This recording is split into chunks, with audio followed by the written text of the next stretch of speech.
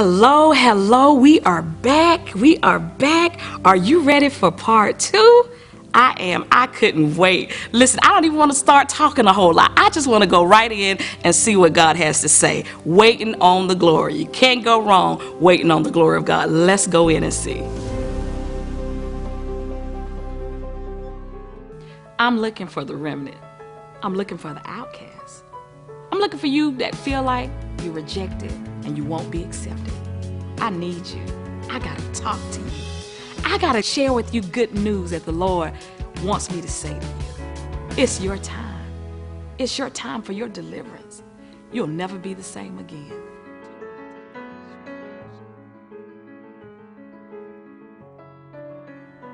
Everybody can't handle money. Oh, I don't hear nobody. Everybody can't handle God giving them stuff because they just get to acting crazy. Oh, I don't hear nobody. God bless you with a new home. My God, you just get crazy. God bless you with that new car. You got to wash the car on Sundays. Stop coming to church on Sunday. Have to wash the car. We get in your car. You don't want us to put our shoes, take your shoes off. To get in the car. And we begin to start worshiping things. So God said, there are just some things I just have to sit around and you think you're ready for, but I have to show you you ain't ready yet. Because some blessings that I might release right now, you'll cut the fool. So God said, I got some things, sleep. Tell your neighbor, it's only sleep. Let's look at this. Lord is not dead, but is asleep. I heard what you said, but I see something else. And what we got to begin to look at, a lot of times you got to stop looking at things. Never mind what you see. Because do you know that what you see can fool you? God said, I don't mean for you to see everything. And you know, everybody like seeing is believing. God said, that ain't the way I work. He said, I said faith cometh by what? Hearing. And see, we want to see everything. We want to know. God, if you send me there, I need to know what's the plan. I need to know how I'm going to get there. God, how you going to send me somewhere and I don't know nobody in that city? I need to know, God, when I get there, I'm going to have somewhere to stay. Am I going to have some money? Am I going to have a job? You know, we want to know all of the details. But God said, how about just start lunching out? Moving out on faith by what I told you. Because a lot of times you have to end up just moving out by faith. And then God will begin to show you the rest of the plan as you begin to move. He said it's not dead, but it's asleep. Okay, so God, what do I do? What do I do about it? What do I do while it's asleep? You tell me it's not dead, but everybody else around me think it's dead. They laughing at me, picking at me, saying it's not going to happen. There's no coming back from that. God said, you got to learn how to let people think what they want to think.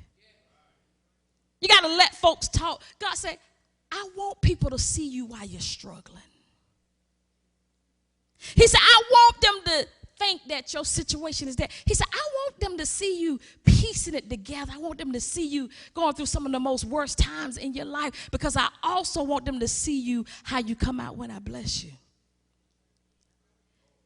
He said, I'm doing this so I can get some glory. Okay, so God, while it's sleep, what am I going to do while I'm waiting for you to come and wake my dream up?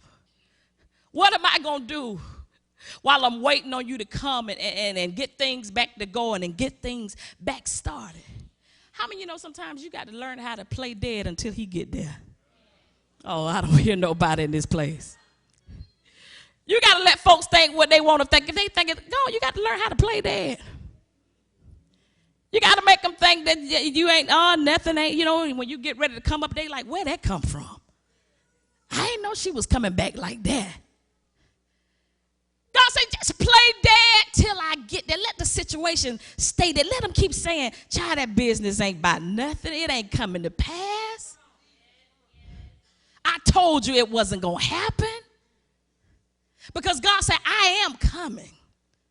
And when I come, it's going to be at the right time. And you're going to be at the right place. And it's going to be right for your miracle.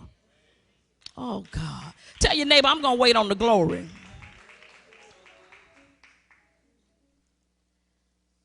So he said, we're going to go and wake him up out of his sleep. He's not dead, but he's asleep. So Jesus began to come up on the scene.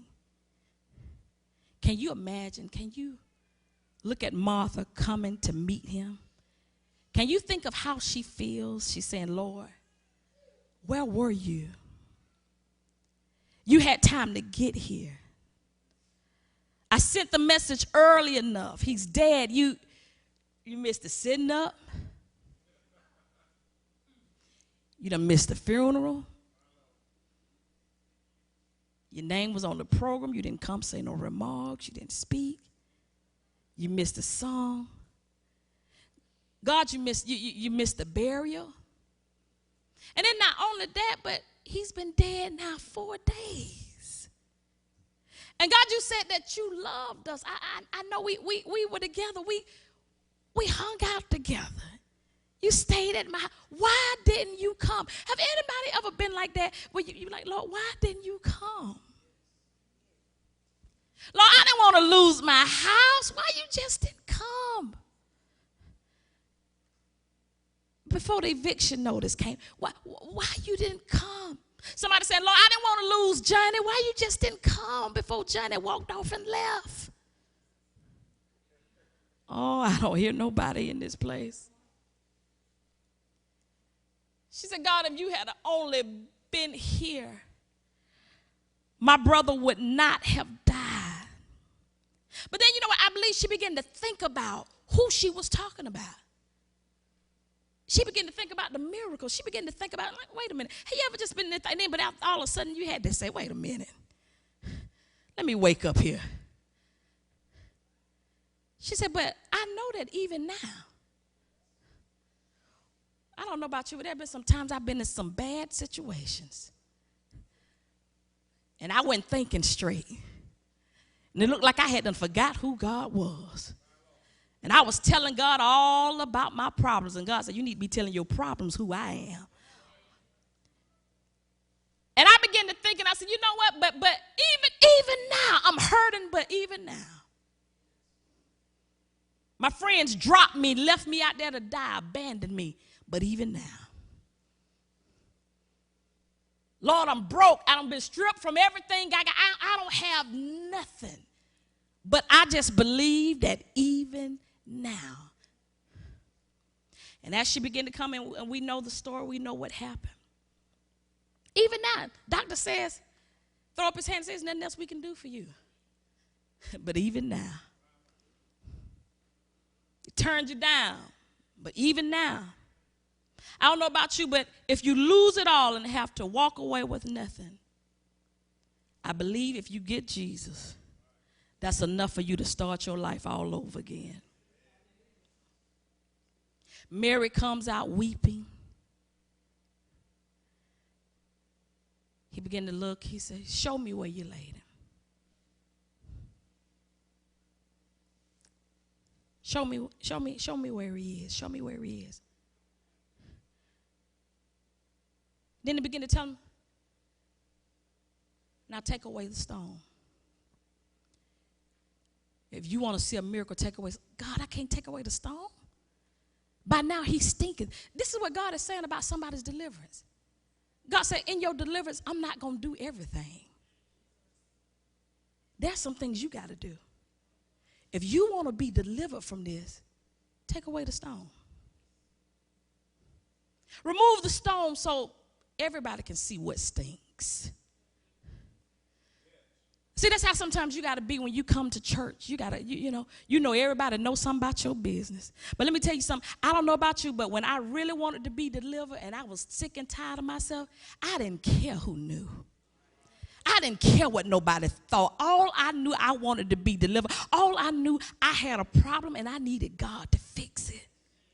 And if God, you want me to take away the stone, I'm going to take away the stone. I'm going to confess. Yes, I'm here, but I'm still struggling with some stuff. Y'all got to pray for me. I'm still struggling in this area. And I believe if we will all come to church and start taking away the stone, and stop pretending. Why do we want to pretend around each other anyway? When God knows the real us. I can't point my finger at you. You can't point your finger at me. Because everybody struggles with something. It might not be like yours. It don't even matter. But everybody struggles with something. But God said, I need the people of God to start coming in this place and taking away the stone. I don't know about you, but I'm in church not just for no fashion show. I'm in church just because I've been taught all my life to be in church. But I'm in church because I need God to do something more for me. I'm in church. I'm praying and I'm seeking God. I'm not always seeking and praying to God because, you know, I'm just going to be prayed up and I just got this fantastic prayer life. But I'm seeking and praying God because I'm saying it's not my mother, not my father, but it's me, oh Lord. Standing in the need. I'm still struggling in this area. This shouldn't supposed to be here. There's some things I go through and I realize I thought I was delivered from it. I realize I'm not delivered. People that done hurt me years ago. Thought I done got over it. People that I've often given my testimony about how I was molested thought I had got over, and I, see these people and I had testified and I always talk about it, and everybody rejoiced with me over, what happened and how God have blessed me to be here. But it wasn't until I saw the person that molested me, I realized I need to get back on the altar because there's something in me still there. I don't hear nobody. Take away the stone. By now it stinketh. I don't know about you, but y'all, when you really want to be delivered, you don't care what stinks. Let it all show, honey. You hear them about, they say they come out the closet. Honey, open the closet, let it come. I want to be free. I need help. And we got to realize that when the people come in here, it's not for us to judge how people are looking and look at them all crazy. Remember, you was that same person that came through that door that needed help. Maybe if you would sit down and hear them talk about why they are the way they are. Everybody has a story.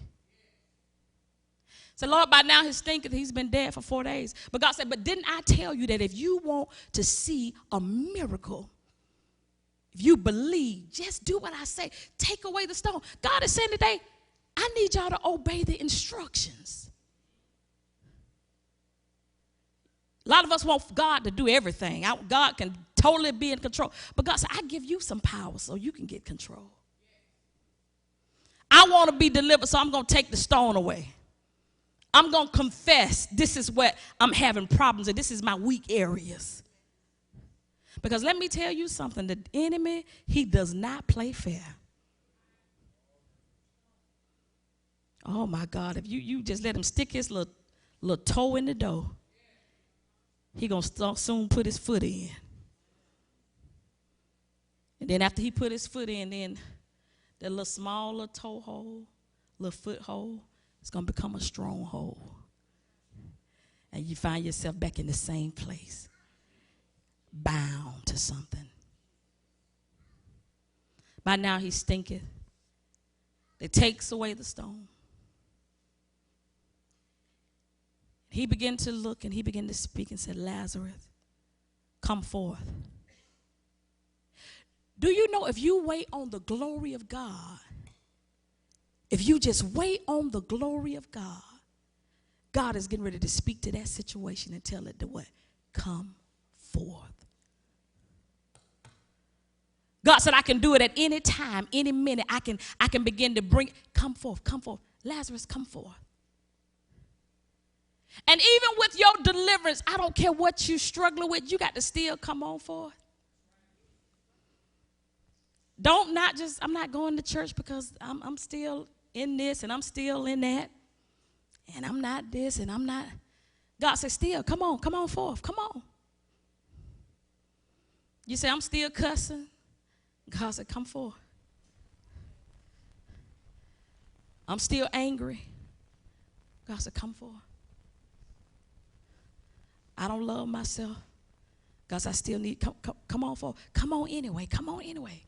Folks whispering, folks looking at me every time I come. I feel like everybody talk. But God said, come on anyway. And the word says that Lazarus, he that was dead started coming forth. But when he was coming forth bound. How many times have you walked through the church doors and you came to church? Sometimes you didn't even know why you was here. But you came in and you was bound. You still was bound. But you said, Lord, I'm here. I'm bound, but I'm here. I'm doing my part. I want my deliverance. I'm here. I need you to help me with the rest. You know, one day I had to go to God. My heart was so broken. I was so messed up. I was so suicidal. I was just in a mess. Heart was broken all up into little pieces. And, you know, I was the bishop's daughter. And I knew everybody was just talking about me. They hadn't got pregnant out of where. Oh, just a whole lot of stuff going on with me. And nobody never stopped and asked me what was going on. You know, while they was talking. Nobody ever came and said, well, what's going on? Why are you acting like, what is it about you? Why you like older men? Oh, I don't hear nobody. Baby, what is you looking for? Baby, what's going on with you? Why you want to wear your dress so short, honey, until you can see what's going on? Why you want to go over out there in the strip club and show your body? What's going on with you? Nobody never came and said, what's going on with you? I just wanted to do that because I wanted to hear the people clap. That let me felt like somebody was proud of me. But did any of the saints come and ask me? No, they killed me. Nobody came and talked to me, but one day, when I got sick and tired of myself and I had gotten also, I went to church and I said, I'm going to church anyway. I'm going anyway. I'm going. I don't care what they say. They whispering. I'm going anyway. I don't care about they say that's the bishop. That's a shame. Shame, shame, shame. I said, I'm going anyway. I'm going anyway. I don't care what they say because I want my deliverance. God, I want to be free from this. And you got to get to that place where you don't care. When you really want to be free, that you'll just take the stone away. Whoever want to see it, I'm an open book. What you want to know? I'm not perfect. I'm not where I want to be. But I sure thank God ain't where I used to be. I done come a long way. And a lot of times you won't get your prayer partners or get the people to encourage you and say, baby, you doing good. I see. Oh, but, you know, you got to do like David said. You know what? I had to encourage myself. Sometimes you got to pat yourself. You doing good. They ain't going to tell you about it. But you doing good. You know you in at that place last year this time. You doing. Sometimes you got to look at yourself in the mirror and say, go on, you doing good. This time last year you was suicide. This time last year you didn't even want to live. But look at you. You're coming out anyway. You're stepping out anyway. You know everybody knows something about you, your business, but you're stepping out anyway. He said, Lazarus, come forth. Lazarus comes forth. Bound. Word says in grave clothes. Napkin on his face. And he says, loose him and let him go. Tell your neighbor, I'm waiting on the glory. Because when he speaks and say, loose me, when God speaks to your son that you've been praying for years and say, loose him and let him go, it ain't nothing the devil in hell can do about it.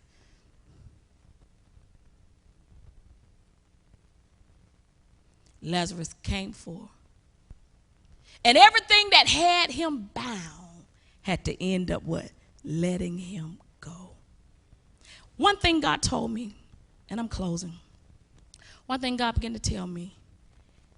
He told me, he said, what I need you to do, he said, I just need you to preach my word. He said, preach my word, show love to the people. And he said, and don't do my job trying to change folks. He said, that's my job. He said, you preach the word. He said, because if I be lifted up, I'll draw all men unto me. A lot of times we try to get in the way of God and we try to be the savior of somebody. But God said, if you let them see the life you walk, sometimes you ain't even got to say them. They just see you, see your lifestyle. And people look and notice. You don't ever judge.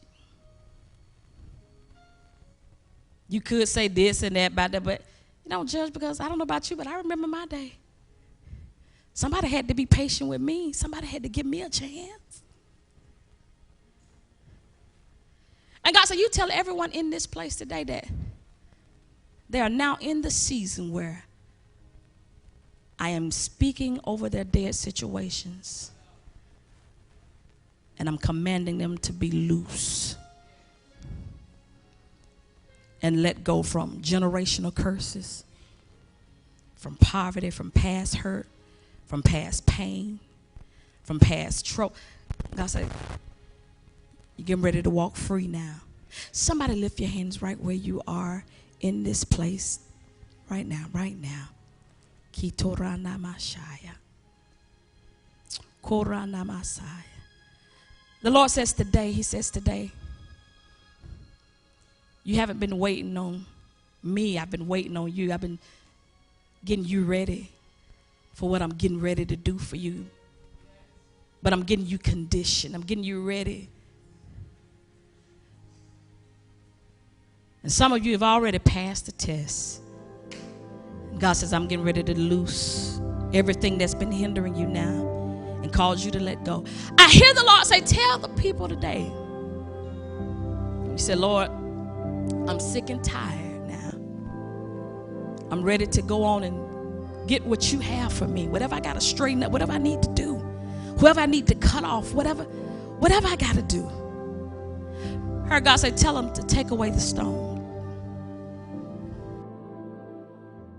I hope you really enjoyed that message. I tell you, it was just such an amazing experience. I wish you could have really been there in the place, but I tell you, God is just so good. The message was so great. And you got to remember, this sickness, what you're going through, it's not unto death. So next week, come in and watch us. Amen. Just come to my website. Let me know how you enjoyed it. Just tell me all about it. I want to pray with you. I want to be able to talk with you. Amen. I want to come in agreement with you on what you're even sick about. Amen. And we just thank you. Thank you for tuning in to the Prophetess Shawanna Holt Show. We'll see you next time. God bless you. Hi, this is Prophetess Shawanna Holt. Listen, I'm reminded of a story in the Bible where it talks about this woman at Zarephath. How the prophet came to her. And he told the woman, he said, I want you to make me a cake first. And she was out there in the yard. She was gathering her sticks. And she said, sir, listen, I don't have but a handful of meal, a little bit of oil, and I was just going to make a cake for me and my son, and we were going to die. But the prophet looked at her, and he spoke to her as if she hadn't said a thing. And he said, go and make me a cake first. She just told him her circumstance, but she went and did after the saying of the man of God. She made a faith move. She obeyed God. Even with what she said she didn't have. I'm sure she was thinking, how am I going to do this with what I've already told the man of God that I don't have much? But she went and obeyed the man of God. And because she went and obeyed the prophet of God, and made that cake first for the prophet, her and her son, they didn't have to die. But the word says that they were able to eat, and they ate for many of days, and they lived for many days on the earth. I'm saying this to say this because the woman went and obeyed the instructions of the man of God, and it caused her to get a miracle. She began to sow out of what she had. It was a significant seed because she really didn't have to give it. And as I was laying on my face and I was talking to the Lord, the Lord began to tell me, he said, I want you to ask the people of God all around this world to help you. We're reaching people everywhere. We're saving souls, people that we're touching people with alternative lifestyles. People are just being changed all over. You should hear the testimonies that are coming in. And God began to tell me, he said, you ask the people to sow a seed, to plant a seed, a donation. And I said, well, God, what is it that you want? He said, I want you to tell the people to obey the instructions. Tell them to sow a seed of $41. And I said, God, why $41? And God said, for 40 years that the Israelites wandered in the wilderness. 40 years they were in bondage. But on the 41st year, they walked out. And God said that $41 seed is going to represent that you are walking out this year. All those that will obey the instructions of God, all those that will sow the seed, God said you will see the return on this year just by sowing a $41 seed. Somebody's going to be saying, $41 is all I had to sow for the miracle that I got? Obey the instructions of God. Help us save souls all over the world. Plant that seed. Plant that seed. Somebody's listening to me right now. Yeah, God is speaking to you. You can plant the seed. Somebody said, I can't afford to do it. But you can't afford not to. Somebody said, will it pay my bills? No, it won't pay my bills, but it'll cause your bills to be paid by being obedient to the voice of God. Now, I've given to you what God have given to me, and I don't know about you, but I'm telling you what God said, and I'm going to do the same thing. I'm going to actually sow myself because I want to be a part of what God is getting ready to do. Sow the seed, obey God, and you watch the return this year on your life. You watch what God do. God bless you. Go to my website. Go to the website. You might want to partner. All the information is there, what you need. Call us. We'll be so glad to talk to you. We'll be so glad for you to partner with us as we begin to save souls and go across this world. Amen. Just giving out the word of God to people that feel like they're forgotten about. For people that feel like they won't be accepted. We're after the remnant. We're after that unchurched. And let me tell you, they are coming in. They are coming in. You don't want to miss it. You want to be a part of this move of God. So if you go to the website, say, I'm going to partner with you. I'm going to sow the seed. I'm going to obey God.